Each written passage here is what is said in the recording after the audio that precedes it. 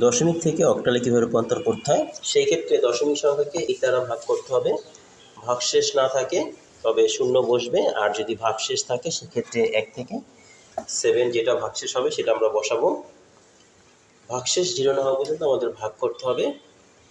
সংখ্যাটি দশমিক ভগ্নাংশ হলে দশমিকের পরের অংশকে ভাগ না করে 8 দ্বারা গুণ করতে হবে।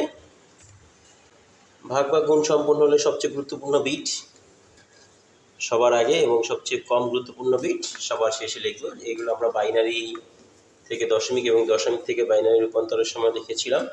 আচ্ছা, একটা উদাহরণের মাধ্যমে আমরা বিষয়টাকে ক্লিয়ার করার চেষ্টা করি। 357কে আমরা যদি 8 দ্বারা ভাগ করি তাহলে সেক্ষেত্রে আমাদের ভাগফল হয় 44 এবং আমাদের ভাগশেষ হয় 5, এবং পরবর্তীতে 44 ভাগফলকে যদি আমরা 8 দ্বারা ভাগ করি সেক্ষেত্রে আমাদের ভাগফল আসছে 5 এবং ভাগশেষ 4। এই 5কে আবার যদি আমরা 8 দ্বারা ভাগ করি সেক্ষেত্রে আমাদের ভাগশেষ 0 হয়ে যাচ্ছে এবং আমাদের ভাগশেষ 5। তাহলে আমরা কোথা থেকে লিখব? আমাদের MSB থেকে, যেটা সবচেয়ে গুরুত্বপূর্ণ বিট নিচে, সেটা হচ্ছে 5, দেন হচ্ছে 4, দেন হচ্ছে 5। আচ্ছা, আমরা আরেকটা উদাহরণ দেখি, সেটা ভগ্নাংশের উদাহরণ, দশমিক ভগ্নাংশের।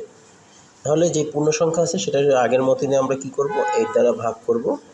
ভাগ করার পর আমাদের যে ভাগশেষগুলো পাবো নিচে থেকে উপরে লিখব 117, এবং দশমিক সংখ্যাকে 8 দ্বারা গুণ করব। গুণ করে আমরা পাচ্ছি 14। কীভাবে?